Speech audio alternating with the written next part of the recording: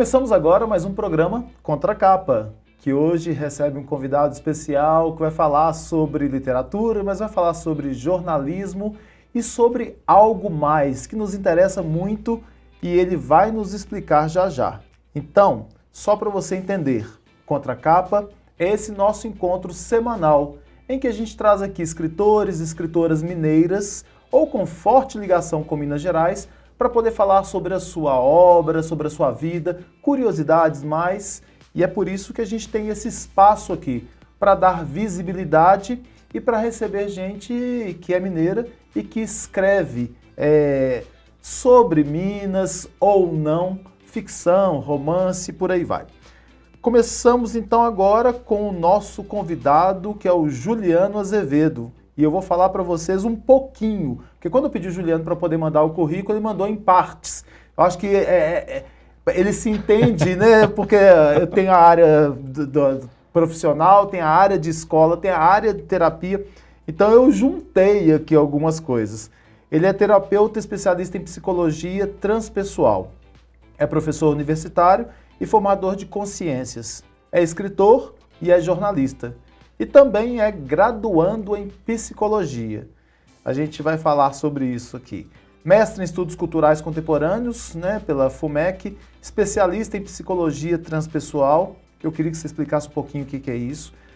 Especialista em gestão de comunicação corporativa, bacharel em jornalismo, membro do Colégio Internacional de Terapeutas e fundador e mentor da Casa Coração da Consciência, que é um espaço de terapias e cursos de autodesenvolvimento humano em Bom Despacho, que é a cidade onde você nasceu. Sim. Juliano, seja bem-vindo a esse espaço nosso aqui para poder falar de literatura, mas não só da literatura. Literatura você tem aqui, a gente vê alguns exemplares, né, que ele trouxe para a gente, de livros que ele fez ou que ele organizou, mas para falar também um pouquinho das suas curiosidades. E aí a gente já começa assim. Onde que essa terapia transpessoal entrou na sua vida e o que é ela? Tio Flávio, obrigado pelo convite. Prazer estar aqui com você aqui, muito honrado de estar aqui, muito feliz, né? E assim, quando você fala de mineiridades, né? Eu acho que eu sou um mineiro típico, né? Porque eu sou mineiro que tem sotaque e eu tenho muito orgulho do meu sotaque de mineiro, né? E gosto de ser reconhecido nos lugares que a gente vai passear. Não é aquele que fica escondendo, não? Não, não escondo de jeito nenhum. E ainda eu tenho um sotaque de mineiro e um sotaque de Bom Despacho, porque Bom Despacho tem um dialeto. E aí, às vezes, assim, né, a gente encontra com as pessoas, a gente conversa lá com uma linguagem própria, né? E que até é tema, né, de alguns textos meus, porque é uma linguagem de origem africana. E a cidade inteira incorporou isso, né? Então é muito cultural essa linguagem, para a gente chama a língua da Tabatinga. Olha, eu não sabia disso. E já virou tema de dissertação da professora Sônia Queiroz, da UFMG. E eu gosto de falar dessa história porque é a minha origem, né? E às vezes, quando eu mudei para Belo Horizonte, a gente começava a falar, né? Eu falava as palavras lá, todo mundo ficava assim, que palavra é essa? Eu falei, mas essa palavra não tem aqui. E eu tenho muito orgulho de contar porque é muito cultural e a gente, né, na cidade, a gente se entende lá, né? Até com o nome dos ambientes. Deixa eu só falar uma coisinha. Ontem eu estava conversando com uma pessoa, falando dessa questão do capacitismo e tal, e que eu tenho uma dificuldade muito grande de substituir. Você tá doido? Porque é muito mineiro, né? E aí alguém me contou sobre uma Masterchef que estava com a Paola, e aí essa Masterchef falou, você tá doida? E a Paola não entendeu, né? Argentina. Aí ela falou, você tá me chamando de louca? Não, eu sou mineira. A gente tem essas expressões. Tem essas questões, né? E é uma língua muito bonita, assim, né? Por exemplo, cachorro é traduzido como cambuá. Então, a loja veterinária da cidade chama Cambuá. Mas as pessoas falam muito ainda assim? Não tem um vocabulário muito completo para ter um diálogo, né? Mas são algumas palavras meio soltas, né? Mas se eu chegar lá e falar Cambuá, as pessoas vão saber? Boa parte vai saber? Boa parte sabe. Né? A gente tem uma, assim, que a gente fala, por exemplo, tipura, que é uma própria, assim, né? Que é tipo reparar, né? Você fala assim, tipura fulano. Nossa, aí é tipo, repara. Eu ia ficar perdido no né? vocabulário. Bom Despacho é uma cidade que tem uma produção leiteira muito grande E aí, né, tem a cooperativa dos produtores. E o leite de lá chama maveiro, porque significa seios.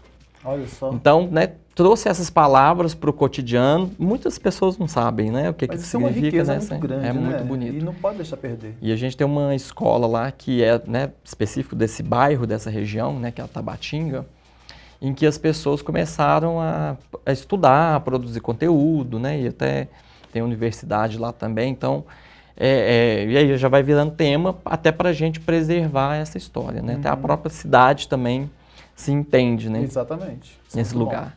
E é desse lugar que eu vim, né? E é muito... Você tá doido, né, de falar essas coisas? Eu cheguei na terapia, na psicologia transpessoal, de uma maneira muito peculiar também, né? Assim, é considerada a quarta força da psicologia. Ela é uma ferramenta, né, digamos assim, um estudo muito baseado no que o Jung pregava, né, e como teórico e, né, como psicanalista, mas vem ali, né, bebendo algumas fontes, alguns psicólogos, né, psiquiatras que vão formar essa linha, né, da psicologia, que não é muito popular, né, infelizmente, porque atualmente nenhuma universidade, né, oferece. A gente teve muito esse estudo na UFMG, com o Pierre Weil, que é um psicólogo francês famoso e que era professor da UFMG. Né, ele, inclusive, tem mais de 50 livros publicados. E o Pierre Weil tem um livro muito famoso que chama O Corpo Fala. Né? Eu não sabia que ele era professor da UFMG. Ele... Todo mundo da área de comunicação estudou, o corpo fala. Sim. Né? Não só de comunicação, acho que outras áreas também, mas comunicação estudava. E eu não sabia disso. O Pierre Weil, ele trouxe, né, essa ferramenta para cá, nos anos 70, 80, eu acho. Mas é uma linha, né, muito junguiana, do Maslow. Vem com a Saggioli, que é italiano, que é da teoria da psicossíntese. E mais forte ainda com Stanislav Grof, que é americano, e ele estudava o LSD como ferramenta terapêutica para fazer estados alterados de consciência. Então, né, juntando todos esses ferramentais e outros, né, psicólogos também, vai surgir a psicologia transpessoal para trabalhar o existencial, mas também o espiritual. Então, quer dizer assim, que a gente é uma pessoa além, né, do ser humano, né, que a gente tem uma espiritualidade, que a gente tem uma vida arquetípica, simbólica, né, que é do Jung, que a gente vai trabalhar o inconsciente através dos sonhos, de mandalas, né, de desenhos, entendendo esse mundo do simbólico. Então, o pessoal também vai mergulhar um pouco nessa linha do espiritual, né, que é entender que a gente tem uma alma e essa alma veio de algum lugar e essa alma tem algum conhecimento. Então, a gente vai trabalhar com terapias energéticas, e que seja o reiki, que seja o theta healing, que seja uma numerologia, que seja o tarô também, né, que é muito simbólico. Então é uma junção de várias teorias em que a gente entende o ser humano além da pessoa, porque existe também um divino aqui dentro. Transpessoal. Né? Transpessoal. E aí tem outro, né, psicólogo importante, que é o Viktor Frankl, que é entender o sentido da vida, né, que não é um sentido... Porque a gente vai falar de espiritualidade, pode parecer que existe muito o sentido religioso. Não, mas é uma espiritualidade que é do sentido da vida, que é do Frankl. Né? De entender que essa espiritualidade é o que vem de sentido, né? Por que estamos aqui? Tanto é que ele criou a logoterapia, né? É esse o sentido. Então, essa mistura que cada um vai, né, não precisa entender de todas, né? Mas é para entender que o ser humano é muito mais do que uma pessoa. Quando que isso entrou na sua vida? Você já era jornalista, formado em jornalismo, e aí vem essas áreas diversas que entram para sua vida. Quando? Como? Olha, minha vida é quase que um mistério, assim, uma coisa meio maluca mesmo. Né? Não é doida não, né? Não é doida não. Inclusive, gente, tem que fazer terapia para não ficar doido. Terapia não é para doido, né? É para não ficar. Exatamente. Olha, eu sempre quis ser jornalista, né? Minha mãe conta e eu tenho essa lembrança assistindo Fantástico, Globo Repórter. Minha mãe lá jogando buraco com meu pai, com os amigos. Eu tinha 9 anos, minha mãe, Juliano, o que você vai ser quando você crescer? Eu falei, vou ser jornalista. Porque eu quero mergulhar com as baleias em abrolhos. Gente. E eu cresci com isso, com esse desejo, mas assim, eu não tinha referência de quem era jornalista, né? Não tinha amigo em Bom Despacho, não tinha parente e tal. Mas, né, eu brincava de ser Cid Moreira, né, com as minhas apresentações lá e tal. E eu tinha um fascínio muito grande por voz, porque eu gostava muito de rádio, né, escutava rádio, assim, então eu gostava muito de saber quem eram os locutores, né? Eu ficava na porta das rádios, né, em Bom Despacho tem 5. E aí eu, né, queria conhecer os locutores, fiquei amigo deles e tal. Mas não tinha imagem. Não tinha né? imagem, né? Eu queria saber, porque era a celebridade da cidade, era dos locutores, né? E aí eu cresço nesse ambiente, né, de TV, mas cresço num ambiente também que eu lia na missa. Então, né, tinha ali o microfone, né? Eu era chamado de menino da igreja, mas eu não tinha assim, uma pegada muito religiosa, eu tinha uma pegada de que eu queria ler, né? Eu gostava de ler. E desde criança eu lia nas missas e tal. E aí, né, começaram a acontecer alguns fenômenos comigo, né? De visualização, né? Né, para quem quiser acreditar, né? De ver espíritos, né? De conversar, de ter sonhos assim. E ali com uns 13, 14 anos, eu fui muito privilegiado que eu convivi com um padre, que chama Padre Jaime, escritor também, né, de 7 livros, e tive a honra de escrever a biografia dele já no final da vida.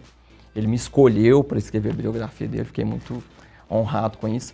O Padre Jaime sempre foi muito amigo, né, foi aquele padre que fez meu batizado, ele fazia excursão de levar as famílias para Cabo Frio, então, né, cresci com ele ali. E fui participar de um grupo de jovens, que é o grupo Roda Viva, que, né, é considerado talvez o grupo de jovens mais antigo do Brasil, porque ele foi montado lá na época da ditadura. E até hoje, assim, não existe o grupo, mas existe o movimento, né, Roda Viva. E aí o Padre Jaime tinha uma livraria, que se chamava Livraria Roda Viva. E eu conversava muito com ele, né, assim, ele escrevia para o jornal Lutador, né? Então a gente tinha uma admiração assim, muito mútua. E eu conversava com o Padre Jaime e falava, Padre Jaime, acontecendo isso. Ele falou, Juliano, eu não posso falar essas coisas para você, mas leia esse livro. E aí eu conheci... Catecismo? Né, não, eu conheci o Pierre Weil. Ah, é? Eu fui lendo livros, e aí eu vou até te contar como que eu cheguei, né, nesse momento de ser terapeuta, porque tudo tem a ver com essa história do Padre Jaime.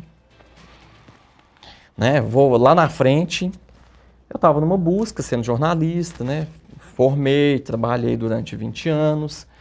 Ali nos meus, né, 2017 mais ou menos, sempre vai entrando numa crise existencial, né, estou no caminho certo, estou fazendo certo, para onde que eu vou, para onde que eu caminho, estou na profissão certa, estou na empresa certa.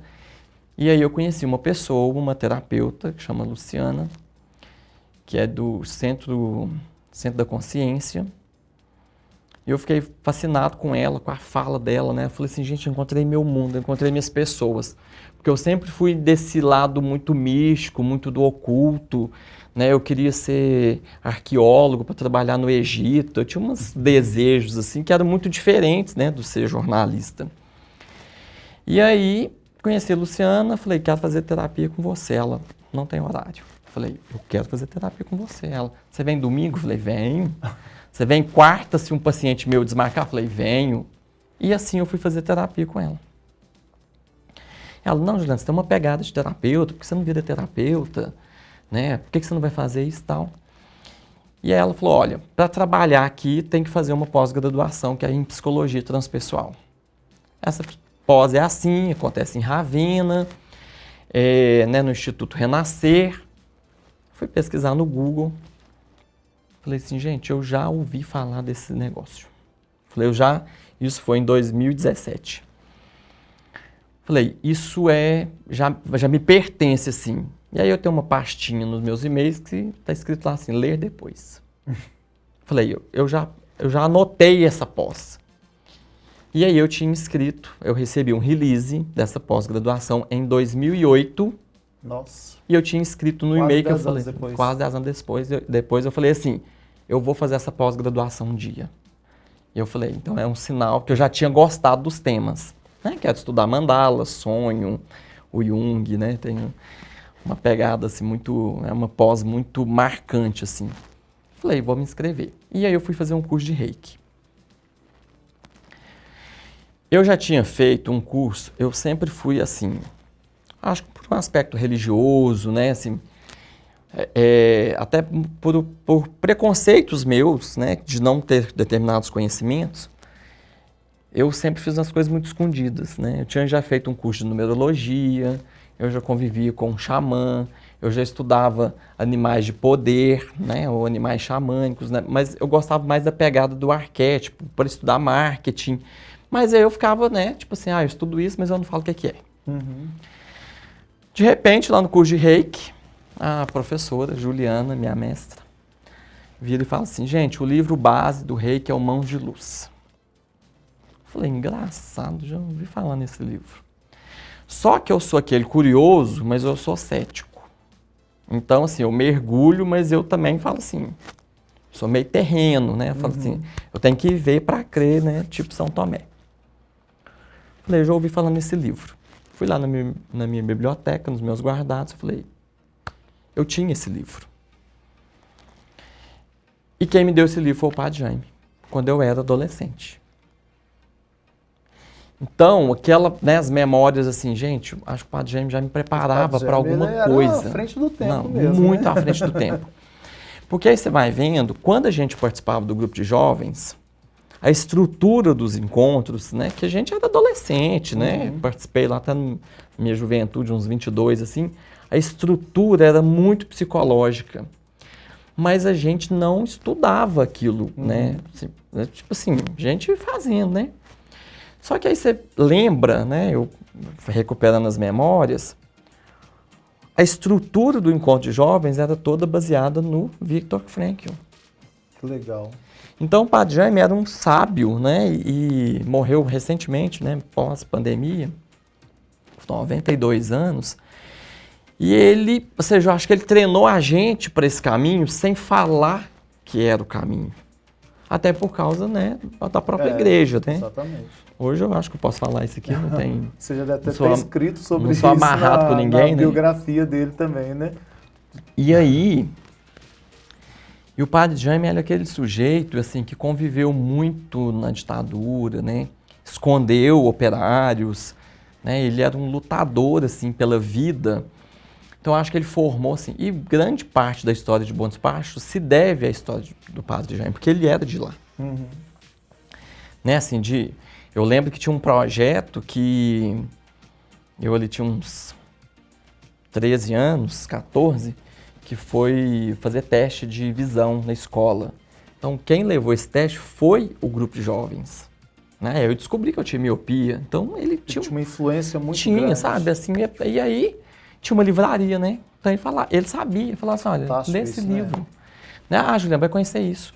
Nesse fator, né, de fenômenos, eu lá, né, tendo minhas visões, né, ninguém sabia explicar, e aí existe um preconceito familiar com o espiritismo, né? Você não podia falar Cidade isso, interior tem muito disso. Minha mãe é espírita kardecista. Minha mãe tem 90 anos. Quando ela descobriu o kardecismo, muitas amigas não entendiam, né? Amigas católicas não entendiam. Se hoje ainda tem algum tipo, mas naquela época, né, que minha mãe, bem mais nova, tinha muito. Sim, né? Muito, assim. Minha família é muito católica e tal. Padre Jaime me inscreveu lá, eu tinha 13, 14, eu não lembro muito assim, depois eu tenho que recuperar, num curso de parapsicologia. O Padre Quevedo, famoso ali no Fantástico, né, falando desses mistérios, né, e a série Arquivo X bombando, né, passava toda quinta-feira à noite, né, eu falava assim, gente, eu sou isso aí, mas eu não tinha quem desabafar, né, eu ia lá confessar, né. E aí eu fiz esse curso de parapsicologia e me abriu assim, uma cabeça para os fenômenos, né? Só que eu acho que eu era uma criança, né? Mas eu ia na biblioteca, eu lia livros, né, da Louise Hay, né, um livro famoso aí que é Você Pode Curar a Sua Vida. Então eu tinha uns acessos assim, muito diferentes, né, para as questões da minha idade. Então eu acho que eu fui lendo isso, fui descobrindo, né? Com 17 anos eu li o livro Profecia Celestina, que é um livro de um jornalista. Sabe, aí eu fui, né, me moldando e tal. Quando eu vou fazer a pós-graduação, eu falo assim, gente, eu acho que eu quero também ser terapeuta. Né? Nessa mistura toda, assim. Eu acho que ser jornalista me ajudou a descobrir esse universo, né? De ser curioso, de ler coisas, né? Aí eu leio coisas assim que, tipo, não tem muito a ver, às vezes, assim, né? Com o que eu estudei de comunicação, por exemplo. Mas me abriu essas portas, né? De, tipo assim, de questionar, de ir em lugares assim, não, eu quero aprender sobre isso, eu quero mergulhar nesse universo. Mas o que você faz nessa área da terapia, que tem uma infinidade de áreas aí que você trabalha, numerologia, por aí vai, tarô? Tarô também joga.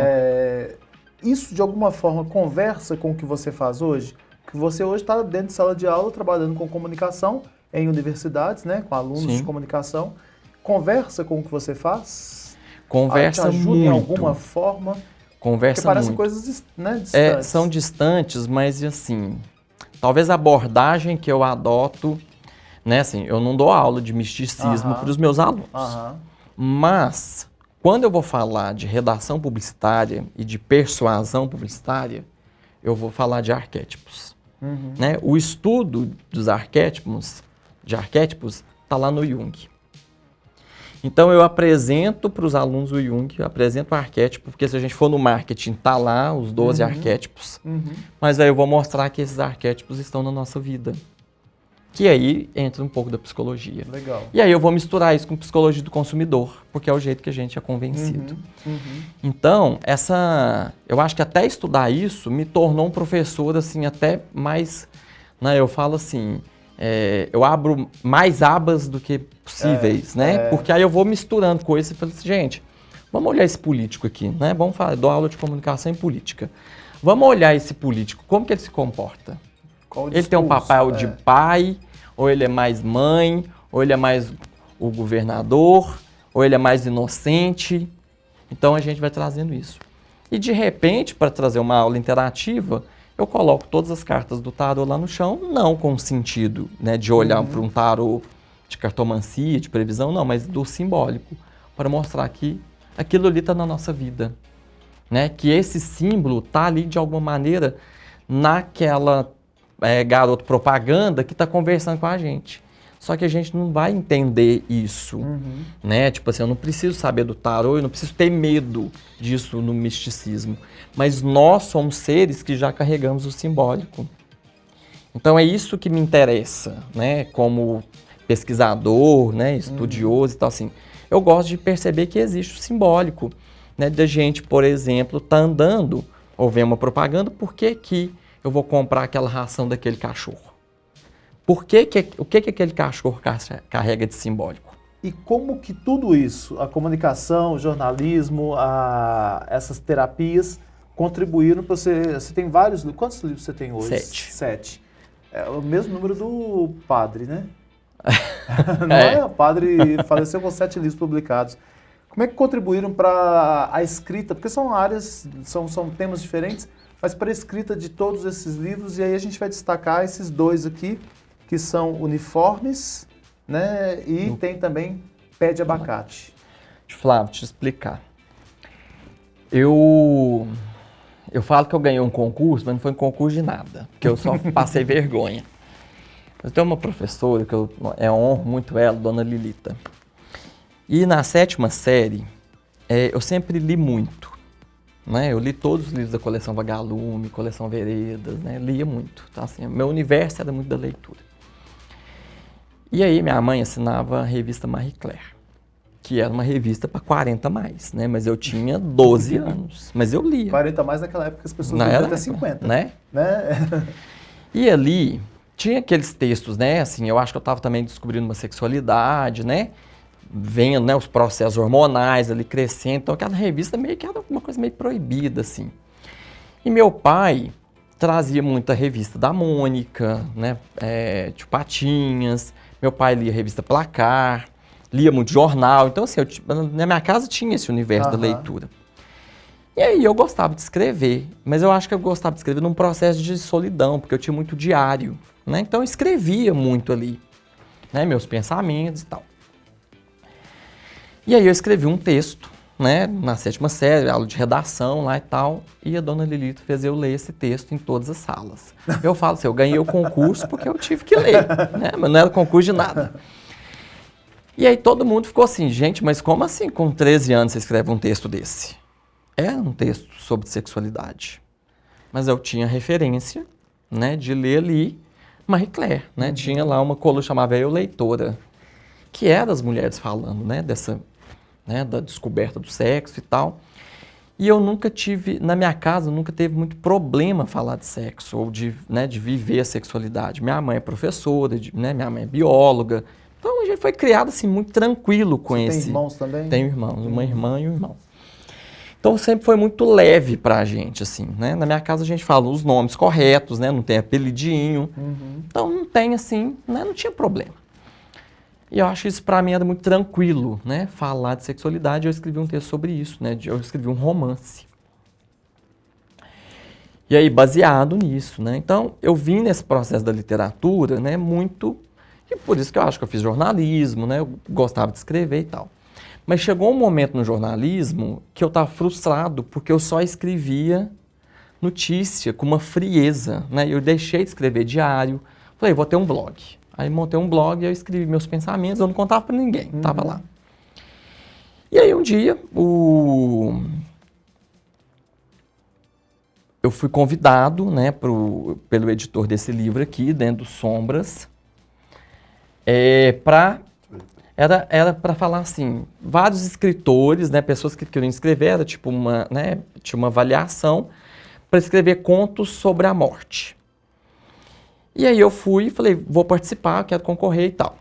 E aí eu escrevi sobre o dia que meu pai morreu. Foi um dia triste, mas foi um dia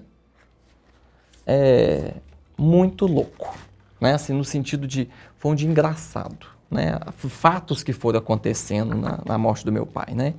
Assim, não tinha velório na cidade disponível, né, aquelas pessoas que chegam assim no velório e colocam a criança dentro do caixão, né, foi um dia assim, muito inusitado.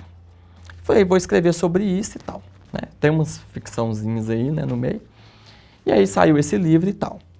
E aí o dono de um jornal lá de Bom Despacho, chama Valmir, eu tinha um blog, ele conhecia meu blog, ele também é jornalista. Falou, Juliano, escreve um texto aí em homenagem ao Dia das Mulheres. E aí eu fui escrevi sobre minha mãe, minhas duas avós e a minha irmã.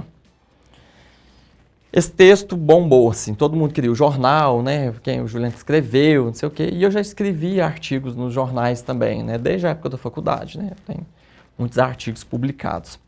Ganhei um concurso, né, Aí foi concurso mesmo, Foi, né? concurso mesmo, né, eu trabalhava na Newton Paiva, e aí tinha um concurso lá, chamava Bico de Pena. Quem escrevesse... eu lembro disso.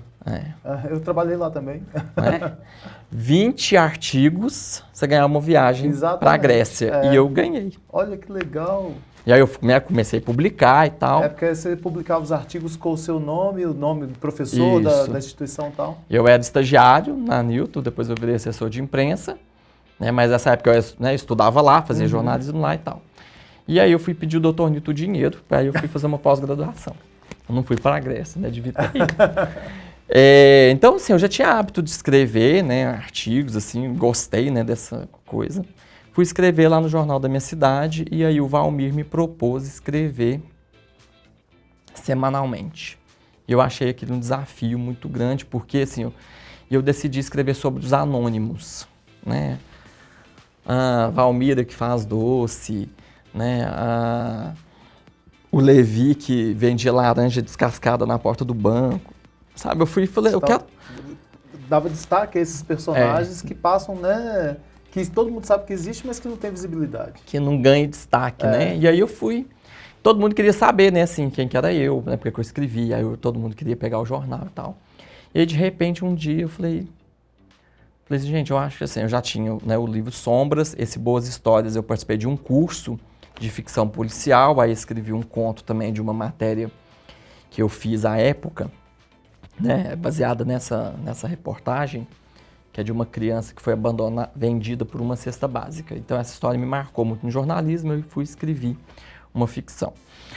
E eu falei, eu acho que eu já tenho texto suficiente para ter um livro meu, né? E eu fui escrever o Uniformes. Uniformes é uma música do Kid Abelha, que é a música 9 do CD Educação Sentimental, que é a música que eu acho mais linda de todas, né? Essa música me representa. Quando você lê meu currículo, né, picado, eu nem falo que é meu currículo, eu falo meus uniformes. Porque eu, né, sou mineiro, sou de Bom Despacho, sou de Belo Horizonte de coração, eu gosto do universo, né, eu sou uma pessoa politizada, eu sou um estudante, eu sou tarólogo, ou seja, tem vários uniformes, isso que me forma, né? E essa música fala isso, né? Quantos uniformes ainda vou usar? E aí eu fui escrevendo os textos, fui separando e fui vendo assim, Juliano, você escreve meio como uma questão política, um dia você escreve como filho de Bom Despacho, você escreve como professor. Falei, eu vou dividir em capítulos, né, nesse sentido. E aí surge o livro Uniformes a partir dos textos que eu já tinha publicado no jornal e eu precisava de outros textos. Na produção desse livro, à época, a minha avó morre, minha avó Marieta. Ela era uma leitora minha e ela me dava ideias, né? Eu ligava para ela e falei, a gente não chamava ela de vó, chamava ela de madrinha. Falei, madrinha, me conta uma história, alguém morreu na cidade, alguma grávida, né? Ficava aquelas coisas. E ela me lia muito nos meus textos, né? Assim, minhas duas melhores leitoras, né? Assim, minha avó e minha mãe. A minha avó falava assim, não gostei desse texto, você tá triste. E aí, quando a minha avó falece, eu escrevo um texto falando sobre o pé de abacate que tinha no quintal da casa dela. E aí, a hora que esse texto repercutiu, meus tios, né, irmãos da minha mãe, começam a falar assim, mas não tinha pé de abacate lá, Juliano? Eu falei, tinha. Ele era nesse lugar, a gente subia, a gente fazia churrasco debaixo dele. E aí o povo começou a lembrar que realmente tinha esse pé de abacate, né, assim, eu era pequeno, né, 7 anos e tal. E aí isso trouxe muitas memórias para minha família. E aí eu lembrei que um dia, nos meus diários, nos meus desabafos, eu também já tinha escrito um texto sobre pé de abacate com a saudade do meu avô. E aí eu falei, gente, eu tenho 2 textos que falam coisas semelhantes, né, mas falam de 2 pessoas importantes na minha história, que são meus avós, e que chamavam pé de abacate, né, assim, foi muito uma conexão, assim, falei, vou fazer outro livro que chama Pé de Abacate. Pé de Abacate. Porque aí eu decidi, o Pé de Abacate são só histórias que aconteceram em Bom Despacho, né? Eu amo essa capa. É lindo. Foi minha prima que fez, minha prima Margarete, ela é prima primeira da minha mãe, mas a gente tem um vínculo muito grande. Filha da minha tia Antônia, que é irmã da minha avó. E a Margarete é artista plástica. Eu falei, Margarete, eu quero que você faça a capa do meu livro. Ela, não sei fazer capa, eu sei fazer caixas. Eu falei, então faz a caixa e vai ser a capa. Né? Então, e a igreja de Bom Despacho, né? Matriz de Nossa Senhora de Bom Despacho, considerada uma das igrejas neogóticas mais bonitas do Brasil. Tem aí o luar da nossa cidade, o abacate, e essa outra igreja aí é no distrito da Passagem, que é um distrito de Bom Despacho, que é onde é a história da minha família. Né? Meu bisavô criou a Passagem, né? Um distrito até hoje, aí tem muito, né? Tem fazenda, né? De que eles cresceram lá, então é um distrito. Acho que as pessoas vão ter que ler os livros para poder saber. Tem muita história aí. Porque não é só de quem é de Bom Despacho, né? Porque tem histórias de família, histórias de vínculos, histórias de memórias. Sim. E que vão dar às pessoas a possibilidade de até conectarem com suas próprias histórias, mesmo elas não sendo mineiras, talvez, né? Mesmo elas não sendo de Bom Despacho, por aí vai, né? Flávio, teve uma vez uma pessoa que perguntou assim, nossa, Juliano tem quantos anos? Uns 70? Porque eu tenho memórias de brincadeiras, né, que eram da minha infância. O povo falou assim, não, mas isso eu vi, né, essa senhora que falou isso, falou assim, mas eu vivi isso na minha infância, né? E aí, mas eu tive uma infância típica de uma cidade do interior, que a gente jogava, né, brincava de bolinha de gude, né, brincava na rua, de roubar bandeira, né, tem umas coisas. Aí eu conto todas essas histórias aí. Juliano, o tempo passa, o tempo voa, e eu falo muito, muita né? história. Olha só, nós falamos aqui dos Sombras, né? Você tem outros livros publicados, mas a gente fica aqui como as referências, né? Uniformes, que já deu vontade de ler justamente por causa dessa história, porque todos nós temos uniformes diversos, né? Às vezes a gente nem admite. E Pé de Abacate, que traz esse resgate muito familiar, que é seu, mas que conecta com histórias de várias pessoas. Para te encontrar, como as pessoas fazem? O mais fácil é me achar no Instagram, que é @JulianaAzevedo. Tudo meu é @JulianaAzevedo. Então, juntinho. Juntinho, né? Meu Facebook, meu Instagram, meu ex, né, que é ex-Twitter. É tudo Juliana Azevedo. Por mais assim, eu acho que eu sou uma pessoa muito livre, né? Eu acho que eu gosto da liberdade. Meus livros não vendem em nenhum lugar, a não ser comigo mesmo. Ah, então ótimo. Né? Porque assim, a época, né, assim, eu fiz um livro independente, tem uma editora, depois a editora fechou, foi um livro muito colaborativo, né, assim, meus alunos que ilustraram, né, uma grande amiga minha de Bom Despacho, fotógrafa, Ana Paula, que fez as fotos do Pé de Abacate, né, assim, então tem uma participação muito grande, pessoas muito queridas, né, meus alunos do design gráfico que fizeram os desenhos, né, um grande amigo meu, que foi meu aluno, fez a capa, né, esse bonequinho aqui do Ken foi empréstimo de um amigo meu que trabalhava na TV comigo. Então, assim, sempre... Tem história. Né, tudo tem história, né? Não é só um livro. Eu tenho muito carinho, né, por todos os livros que eu escrevi. Eu acho que, né, a gente contar histórias, escrever histórias, né, grande parte das histórias que eu contei aqui estão nos livros. Então, eu vendo, porque aí, na época, né, vamos pôr na livraria, tem que pagar tanta taxa, tem que ir lá lançar, não sei o que tem. Né, meus livros foram lançados lá no CCBB, no café, né, que tinha lá. Então, assim, foi um movimento cultural, porque é disso que eu gosto, né? Então, assim, todo mundo que comprou o livro antes foi lá no dia, né? Eu fiquei lá horas autografando, depois eu fui, né, viver na vida. Então, você sabe aquelas coisas, você fala, não quero mexer com isso não, quero escrever outro livro. Mas se a pessoa te mandar a mensagem, É você possível, consegue enviar. Consigo. Beleza. Ô, gente, nós temos que encerrar. Que pena. Já agradecendo aqui o Juliano pela participação e esperando outras histórias, né, que a gente possa contar aqui. Então ficamos por aqui, Juliano. Muito obrigado, já que a gente começou com as duas mãos, Obrigado. encerramos assim. E encontro você no próximo episódio. Até lá.